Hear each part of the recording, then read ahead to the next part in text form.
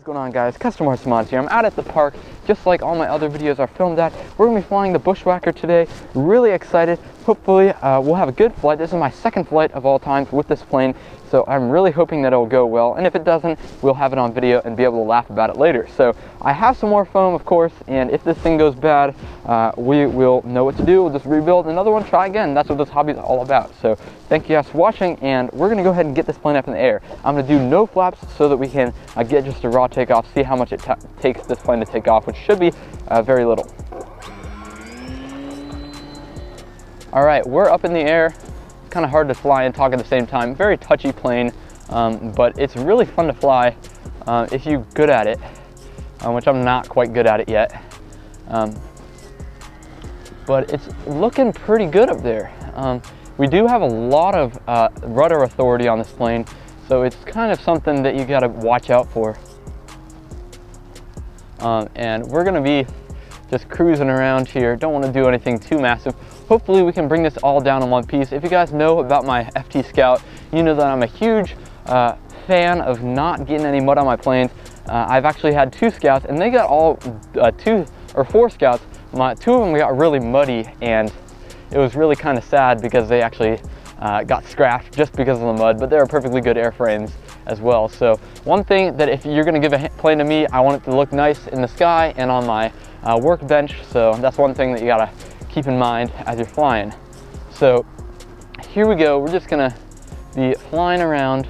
I'm gonna try to get a little landing here and see what we can do with this thing.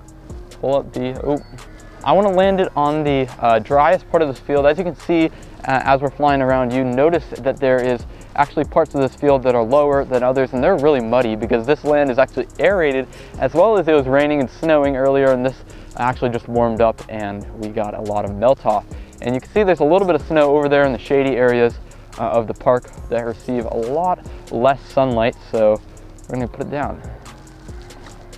Perfect. That was awesome. Now this plane flew a lot better than I remember it on my maiden flight, which was about a week ago, and I'm really excited for the things that have to come with this plane. We're going to go ahead and drop the flaps now, and you guys can see we got a little bit of binding from the flaps, but that's just something that we're going to have to deal with.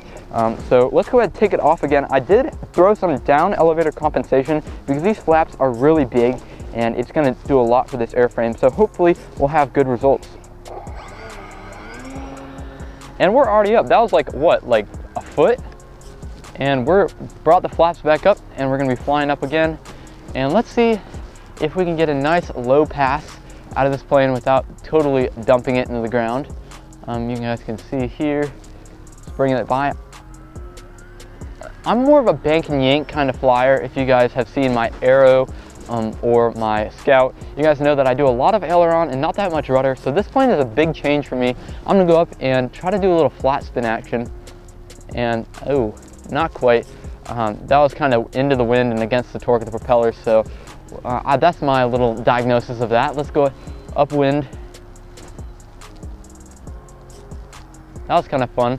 It's not quite what it looked like on the actual video from flight test, but that's just because my rates are not quite up there yet, and that kind of was a little bit sketchy for me, if you know what I mean. Let's try to do a little roll here because I'm not sure how this is going to work. I've never done a roll with this plane. I'm interested to find out how it goes, but let me go ahead and turn around in here up into the wind so that we can have maximum control over this thing. Here we go. 3, 2, 1. Whoa, that was kind of fun, and I really like how this thing handles.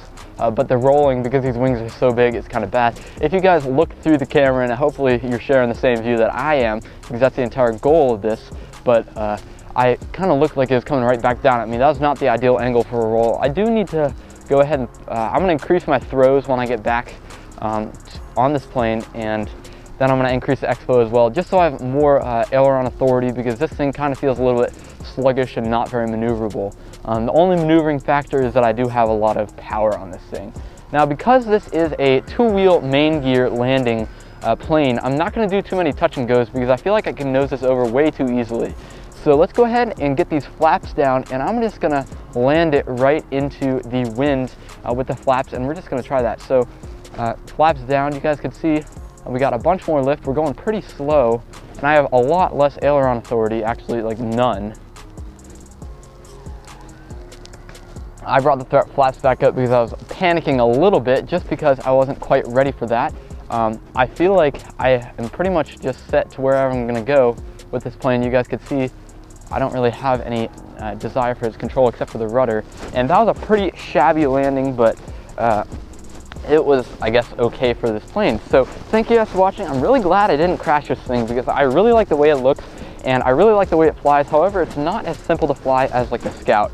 So thank you guys for watching. Hope you guys enjoyed the video. Please comment down below what you think I can improve, what you want to see next, etc., etc. So I'll see you guys later.